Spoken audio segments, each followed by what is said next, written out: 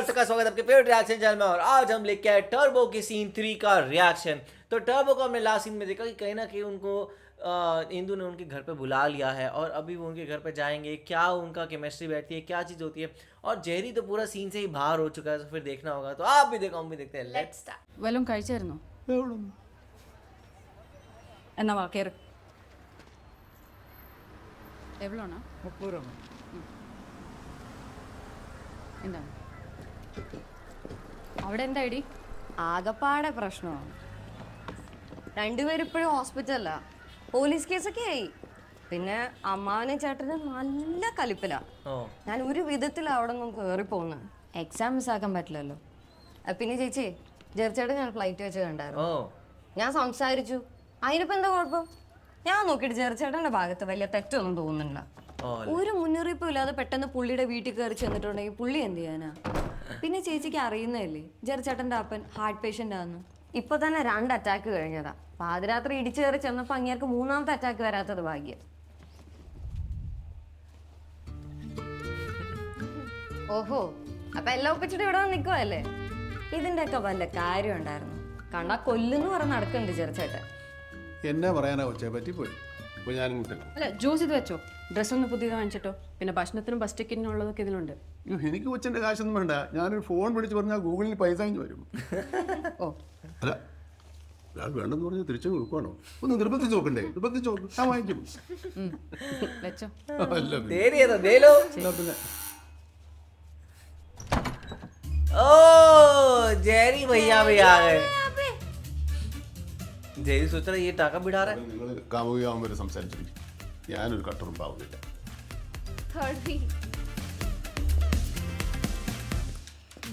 ഞാൻ പറയുന്നില്ലേ, നിനക്ക് വിഷമമായി, സമ്മതിച്ചു. പക്ഷെ നീ എന്താ എൻ്റെ അവസ്ഥയെന്ന് ആലോചിച്ച് നോക്കാത്തെ? നമ്മൾ എത്ര പ്രാവശ്യം ഡിസ്കസ് ചെയ്താ? വീട്ടുകാരറിഞ്ഞാൽ കുഴപ്പമാവുന്ന ഉറപ്പുള്ളതുകൊണ്ടല്ലേ ഒതുക്കത്തിൽ ആരോ എൻ്റെ രജിസ്റ്റർ ചെയ്യാൻ തീരുമാനിച്ചേ. നിശ്ചയം നടന്നോട്ടെ, ബാക്കിയെല്ലാം ഞാൻ നോക്കിക്കോളാം എന്നോട് പറഞ്ഞതല്ലേ. പിന്നെ ആ ബോധമില്ലാത്ത ജോസേ ടൈം ഒന്ന് വിളിച്ചപ്പോൾ നീ എന്നാത്തിന് ഇറങ്ങി വരാൻ പോയെ? നീ എന്നൊന്നും മിണ്ടാത്തെ? इंदू टिंडर, इंदू बम्बल, वो सब क्या था? വീട് വിട്ട് ഇറങ്ങിയ എന്നെ അറിയില്ലെന്ന് നീ പറഞ്ഞത് ഞാൻ ക്ഷമിച്ചു. ओके. ഞാൻ അവിടെ നിന്ന് ഇറങ്ങിയപ്പോൾ അന്ന് രാത്രി തന്നെ നീ വണ്ടി എടുത്തിൻ്റെ പുറകെ വരാത്തതും ഞാൻ ക്ഷമിച്ചു. ഓക്കെ. പക്ഷേ ആരെയും ये मर गए। നിനക്കറിയില്ല?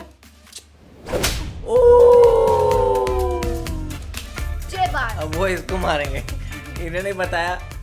അയ്യോ, എന്താണ് വഴിമുട്ടി എന്ന് പറഞ്ഞു? പാപി ചെല്ലുന്നിടം പാതാടൊന്ന് കേട്ടിട്ടോ? ഏട്ടാ ഇവിടെ ഉണ്ടായിരുന്നല്ലേ? ഞാനൊന്ന് മൂത്രമൊഴിക്കാൻ പോയതാ ഈ അമ്പലത്തിൻ്റെ ഇവിടെ. അതുകൊണ്ടല്ല ഏട്ടായി, എന്താണ് നിങ്ങളാണ് എൻ്റെ കോൺടാക്ട് ലിസ്റ്റിലുള്ള പെൺപിള്ളേരെ കാര്യമൊക്കെ ഉള്ളോട് പറഞ്ഞത്. ഞാനതൊരു പ്രത്യേക സാഹചര്യത്തിൽ ഒരു ഫ്ലോയിലങ്ങ് പറഞ്ഞു പോയതാണ്. നിങ്ങൾ എന്ത് മനുഷ്യരാണ് ഏട്ടായി? അതൊക്കെ പണ്ടങ്ങാണ്ട് ഇവിടെ പരിചയപ്പെടുന്നതിന് മുമ്പ് നടന്ന കാര്യങ്ങളല്ലേ? സോറി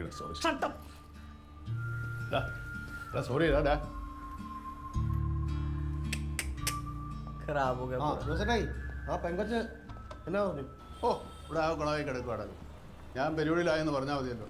ഞാൻ അങ്ങോട്ട് വരുവാ. ഇവിടുത്തെ ജയിലിനെക്കാട്ടി ഭേദമാണ് ജോസേട്ടായി അവിടുത്തെ പെരുവഴി. ജോസേട്ടാ ഇവിടെ വന്നാൽ എന്തായാലും പോലീസ് ഒരു 15 ദിവസം റിമാൻഡ് ചെയ്യുകയും ചെയ്യും. അറസ്റ്റ് ചെയ്യാനോ? അതിന് ഞാൻ എന്താ ചെയ്തു? എടാ, പെങ്കൊച്ച് പോലീസിനോട് പറയാന്ന് പറഞ്ഞിട്ടുണ്ട്. അവിടെ സ്വന്തം ഇഷ്ടപ്രകാരം ഇറങ്ങി പോന്നാന്ന്. എന്നാ ജോസേട്ടേക്ക് എന്നാ കാര്യം പറഞ്ഞേ മനസ്സിലാവാത്തേ? ഇതുകൊണ്ടൊന്നും പ്രശ്നം തീരത്തില്ലെന്നേ. FIR ഇട്ടേക്കുന്ന വീട് കയറി ആക്രമിച്ചതിനും കൂടാ. ഭവനഭേദനവും വധശ്രമവും ജാമ്യമില്ലാത്ത വകുപ്പാ. അയ്യോ, പോരാത്തതിനും ആ മിലിറ്ററി വഴി SP വഴിയുള്ള പ്രശ്നം വേറെ. അയ്യോ, ഇതെല്ലാം പുരുഷനാടാ.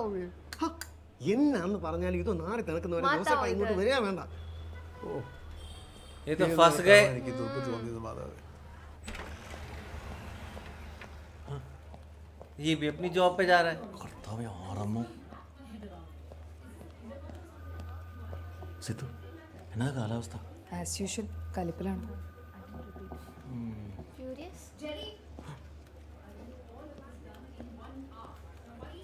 Staring at me. Leave. Ma'am. Okay, ma'am. Oh, गुस्से में. सर पड़ेगी इसका आज. Good afternoon. This is the time you come to the office, Jerry? Ma'am. You are the branch manager. What's your explanation? You're not going to give me all this kind of nonsense. What the hell have all of you been doing here? To the manager. ओ ये resignation दे रही है अपना।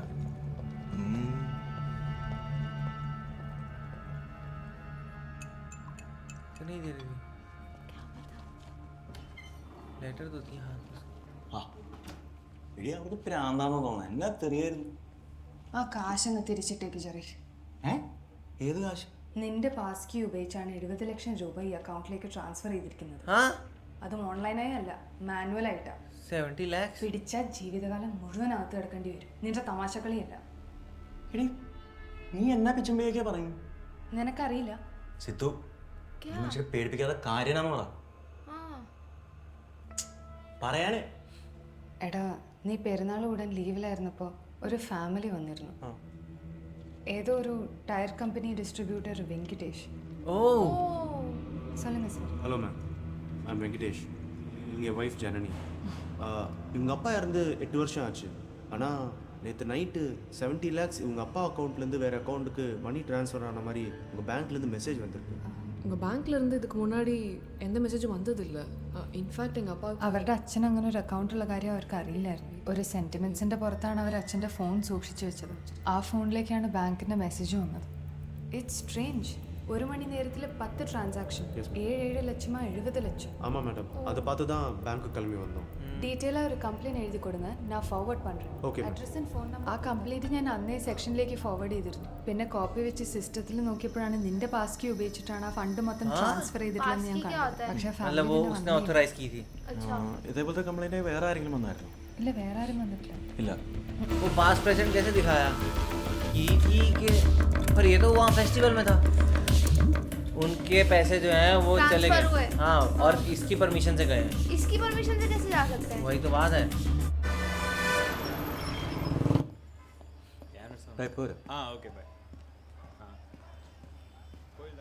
ജരിമോനെ ആ ജോസേട്ടാക്ക് ഇനി എന്നാ വേണ്ടേ? എടാ എനിക്കൊരു അബദ്ധം പറ്റിയതാ. ചേട്ടായോട് ക്ഷമീരടാ. അബദ്ധം. ജോസേട്ടായോട് ഇനി ഞാൻ മിണ്ടണേ. മര്യാദയ്ക്ക് ഇന്ത്യയോട് കാര്യങ്ങളെല്ലാം പറഞ്ഞ കോംപ്രമൈസ്, ഇല്ലെങ്കിൽ തിരിച്ചു പോയിക്കോ. എനിക്ക് നാട്ടിലോട്ട് പോകാൻ ഒക്കത്തില്ലടാ. അവിടെ മുഴുവൻ പോലീസാന്നേ. സ്വയം വരുത്തി വെച്ചതല്ലേ. ഞാനിപ്പോൾ അങ്ങോട്ട് പോകും. എന്നാ പിന്നെ ഇവിടെ എവിടെയെങ്കിലും കയറി കിടന്നു. പക്ഷെ എന്നോട് മിണ്ടാ. ആ और उनको मोटिवेट करने वाले पुलिस वाला ही था। अब वो देख रहे हैं किसी और लड़की के साथ जा അത് रहा है। ശരി. പിന്നെ അവളെ വിട്ട് ഇവിടെ പിടിച്ചെങ്കിൽ പിന്നെ ഞാൻ എന്നാത്തിനാ കോംപ്രമൈസ് ചെയ്യാൻ പോകും? ഓളോ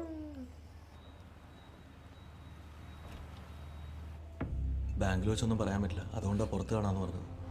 സംഗതി നമ്മൾ വിചാരിച്ച പോലെ ടെക്നിക്കൽ കളിച്ചോ റാൻഡമായി സംഭവിച്ചോ ഒന്നുമല്ല. കഴിഞ്ഞ 1 വർഷത്തിനിടയ്ക്ക് ഏകദേശം 10 കോടിയോളം രൂപയാണ് എൻ്റെ പാസ് കീ ഉപയോഗിച്ച് മാത്രം ഡെഡ് ഓർ ഇനാക്റ്റീവ് അക്കൗണ്ട്സിൽ നിന്ന് ട്രാൻസ്ഫർ ചെയ്തിരിക്കുന്നത്. ഞാൻ സിസ്റ്റം ഒന്ന് ചെക്ക് ചെയ്തു നോക്കി. वो इसलिए मारा गया। ആരും അന്വേഷിച്ച് വരില്ല എന്ന് ഉറപ്പുള്ള അക്കൗണ്ട്സിൽ നിന്ന് 100 കണക്കിന് അക്കൗണ്ട്സിലേക്കാണ് ട്രാൻസ്ഫർ ചെയ്തിരിക്കുന്നത്. Jerry, I don't understand. സിത്തു, for example തൻ്റെ നാട്ടിൽ തിരുവല്ല ഏരിയയിൽ മാത്രം ഏകദേശം 6000 കോടിയോളം രൂപയാണ് അവകാശികളില്ലാതെ പല അക്കൗണ്ട്സിലേക്ക്. तो अगर वो पैसा इन्होंने अपने में डलवा लिया, ചെന്നൈ പോലൊരു വലിയ സിറ്റിയുടെ കാര്യം താണെന്ന് ആലോചിച്ച് നോക്കി. ഇങ്ങനത്തെ അക്കൗണ്ട്സ് ടാർഗറ്റ് ചെയ്ത് ഒരാളോ അല്ലെങ്കിൽ ഒരു സിൻഡിക്കേറ്റോ ഇറങ്ങി തിരിച്ചാലോ? വെങ്കടേശൻ്റെ അച്ഛൻ്റേതുപോലത്തെ അക്കൗണ്ട്സ് അവർ ഹാക്ക് ചെയ്താലോ?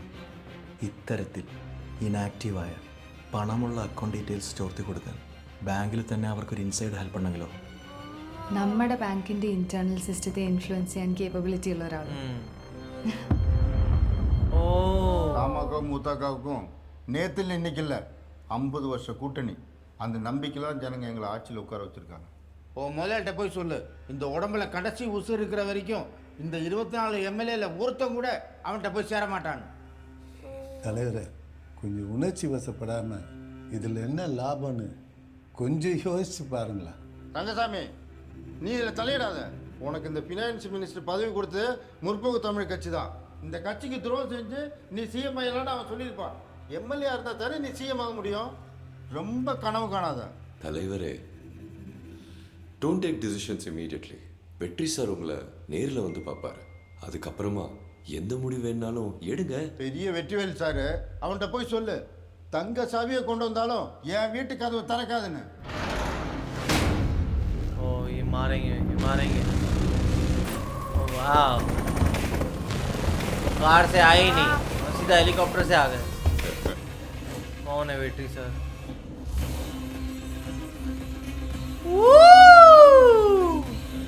ये तो वो है शायद, नहीं हाँ इनको मैंने एक और जगह पे विलन देखा हुआ है। हाँ नाइस, इतने कूल लग रहे हैं नहीं? हमने तब भी यही बोला था कि कूल लग रहे हैं हाँ। ना। कौन सी मूवी थी याद ही नहीं आ रही मेरे को। ये इनमें एज अ विलन बहुत सूट करता है।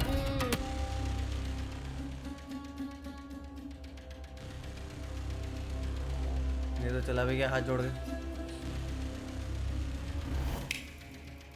ओह न्यू सबको अपनी जान प्यारी है, एक भी एमएल इनके साथ नहीं है। अलग व्हाट है? உன்னோட கட்சியில் உள்ள 24 எம்எல்ஏகளையும் நான் வாங்கிட்டேன்.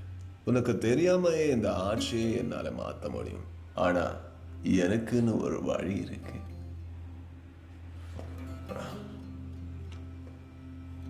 வெற்றிவேலு சண்முக சுந்தரத்துக்கு வெற்றி மட்டும்தான் வேணும். அதுக்கு எதிராக யார் வந்தாலும் கொன்னுருவேன். காட்டா உள்ளே ஆனாலும். என்னை நம்பி இருக்கிற மக்கள் தான் எனக்கு உயிர். என் உயிரே பணம் அவங்களை விட்டு கொடுக்க மாட்டேன்.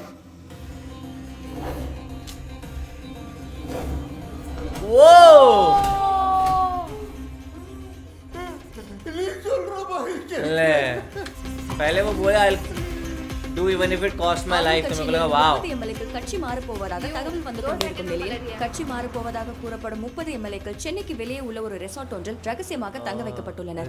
கட்சி மாறப் போகும் ஒவ்வொரு எம்எல்ஏக்கும் 100 கோடி ரூபாய் விலை என்று பேரம் பேசப்படுவதாக தகவல் வந்து கொண்டிருக்கிறது. தமிழ்நாட்டு அரசியலின் தலைவிதியை மாற்றி எழுதும் இந்த நடவடிக்கைக்கு பின்னால் இருக்கும் கிங் மேக்கர் யார் என்ற கேள்விக்கு மட்டும் இப்போது வரை பதில் இல்லை. தங்கசாமி ஐயா ரொம்ப டென்ஷனில் இருக்காரு. சிஎம்க்கு நம்ம மூமெண்ட்ஸ்லாம் எப்படியோ தெரிஞ்சிருச்சு. அந்த பொம்பளை பண்ணதை மற்ற மீடியாக்காரங்க மோப்பம் முடிச்சா நமக்கு இன்னும் பிரச்சனை பெருசாகும்.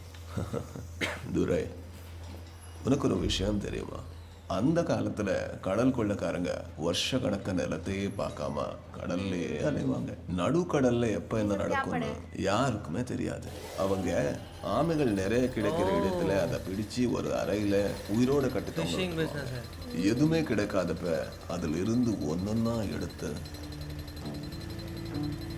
சாப்பிடுவாங்க. சில சமயத்துல கூட்டத்தோட ஒத்து போகாதவங்களையும் அடிமைகள்ல பிரச்சனை பண்றவங்களையும் கடலாமைகளுடைய சேர்த்து தொங்க விட்டுருவாங்க. அப்புறம் மெதுவா கொல்லுவாங்க. ஆமையும் தீர்ந்தப்போ இவங்கள கொஞ்சம் கொஞ்சமா பிச்சு திம்பாங்க. I just love this part.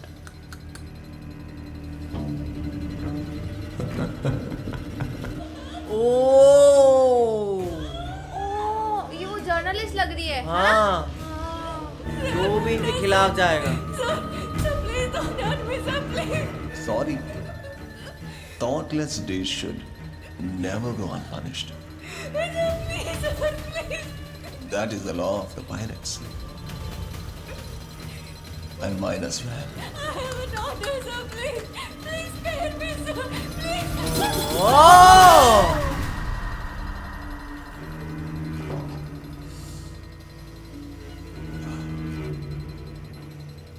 Durai, Finance Minister Rangaswamy கூப்பிடு.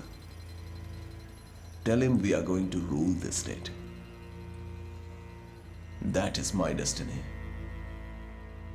Nobody can change that. Nobody.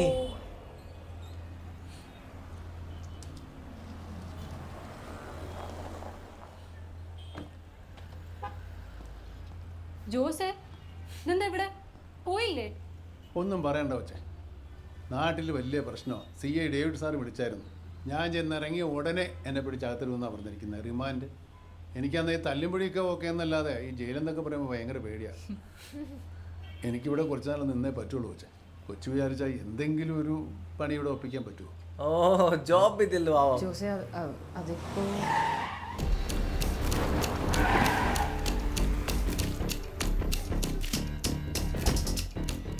ബാങ്കിൽ വന്ന് വെള്ളി പിടിച്ചാണ്.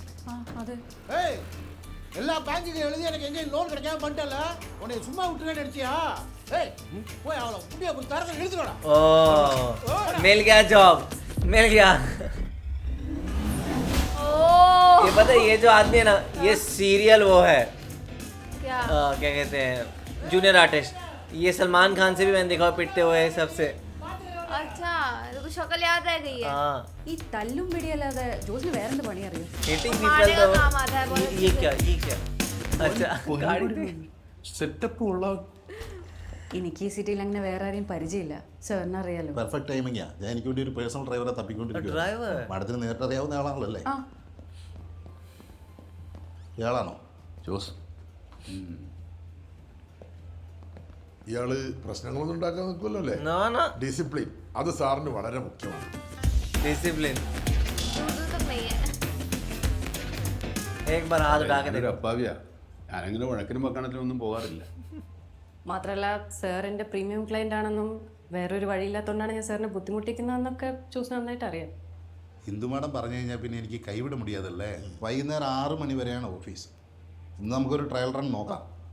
എനിക്ക് ഇഷ്ടപ്പെട്ട നല്ല ശമ്പളത്തിന് ഈ ജോലി സ്ഥിരപ്പെടും. ഇഷ്ടപ്പെട്ട മട്ടും അങ്ങനെ ആട്ടം മറുപടി. ഇഷ്ടപ്പെട്ട മാറ്റും Jose there is a dress code over here. ഇതൊരു കോർപ്പറേറ്റ് സ്ഥാപനമാണ്. ഇവിടെ ലുക്ക് വളരെ ഇമ്പോർട്ടൻ്റ് ആണ്. പാൻറ്റും ഷൂസും ടൈയും ഒക്കെ വേണം. മേടിക്കാൻ പറയണേ. റോഡ് വഴികൾ കുഴികൾ എല്ലാം ഗൂഗിൾ പറയും. അത് നോക്കിക്കൊണ്ട് ഓടിച്ചാൽ മതി. പിന്നെ ഒരു കാരണവശാലും ബോസിനോട് നേരിട്ട് സംസാരിക്കരുത്. കേട്ടല്ലോ? ശരി സാർ. എന്തെങ്കിലും പറയാനുണ്ടെങ്കിൽ എന്നോട് പറഞ്ഞാൽ മതി. എന്നോട് മാത്രം. അങ്ങനെ ആട്ടെ സാറേ. ओके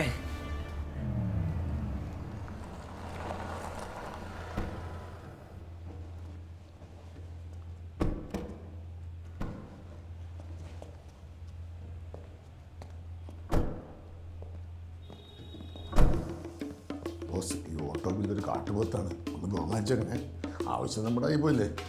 ओ सुनील सर सुनील सर हाँ क्या लुक है ऑटो बिल्ला नाम है ഇല്ലണ്ണ വണക്കം. വണക്കം ഇല്ലണ്ണ. ഞങ്ങളുടെ പുതിയ ഷോറൂമിൻ്റെ പണി ഉടൻ തുടങ്ങും. അതിൽ അണ്ണൻ്റെ അപ്തത്തുക 25 ലക്ഷം അത് കൊണ്ടുവന്നിട്ടുണ്ട്. അണ്ണൻ ഞങ്ങളെ പണി തുടങ്ങാൻ അനുവദിക്കണം. ஆண்ட்ரூ அப்பா காலத்திலிருந்து நான் எங்கே இருக்கேன் இருந்தாலும் ஒரு வாட்டு கூட நீ என்னை பார்க்க வரல. என்னை காலனை கூட்டதில்லை. எனக்கு ரொம்ப ஃபீல் ஆச்சு. அதை ரேட் ஏற்றிட்ட. ओले புது ரேட்டு 1 கோடி സിംഗിൾ പേയ്മെന്റ്. 1 കോടിയോ? ഇത് ഞങ്ങളോട് പോയി ഉണ്ടാക്കാനാ? അത് നടക്കൂല.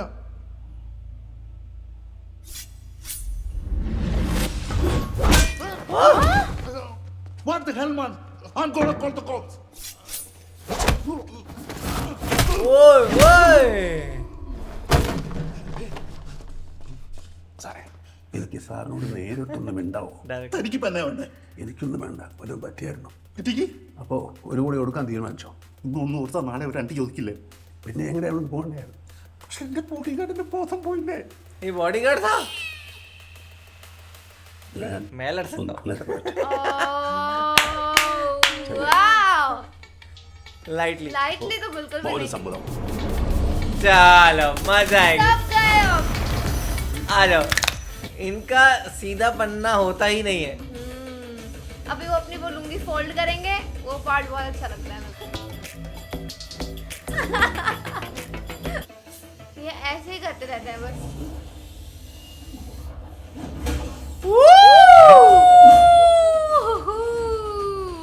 ये इससे इम्प्रेस हो के इनको ना रख ले. ये इनके लिए सब स्मूथ है. ये आ गया मतलब बॉडीगार्ड आ गया अपना नया.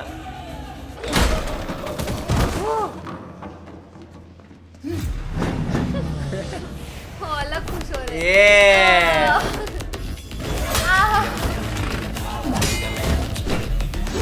यस वो तो WWE एंजॉय कर रहा हूँ ना ऐसे देख रहे हाँ हैं. फिर से वाइस ले ऐसा भाग गए. क्या मास फाइट सीन था एंड में. और देखा जाए तो उनका ड्राइवर का जॉब तो मेरे को भी समझ नहीं आ रहा था ये क्या हो रहा है. वो कहीं से भी ड्राइवर लगते ही नहीं है और ना वो हो सकते हैं. और उनको कहा जाता था आप सीधे रहना, कोई फाइट नहीं करना, कुछ नहीं करना, पर Possible उनका बॉडीगार्ड, वो तो मेरे को पहले लगा था कि वो उनका सेक्रेटरी है, तो फिर वैसा सब भी लग रहा था। बॉडीगार्ड तो कहीं से लग रहा था, बॉडीगार्ड तो असिस्टेंट लग रहा था ना, इमेजिन, kind of. हाँ इमेजिन आप ऐसे करते हो स्ट्रॉन्ग बिल्कुल वैसे, और ये तो बॉडीगार्ड से भी बहुत ऊपर है, इन्होंने तोड़ के रख दिया। अब ये इम्प्रेस कर चुके हैं पूरी तरह। सच में, मतलब इनको तो, इनके लिए इतना स्मूथ है ना सब कुछ, ये यूं करता है बिल्कुल एफर्टलेस। मेरे को तो लगता है ये मारने मुड़ने के काम पे ही मतलब इनको लग जाना चाहिए, और वो उसी के लिए बने हैं। तो आप लोग ऐसा लगा सीन आप हमें कमेंट सेक्शन में जरूर बताया, करते लाइक करते जाए, कमेंट करते जाए, शेयर करते जाए और सब्सक्राइब करिए। बाय।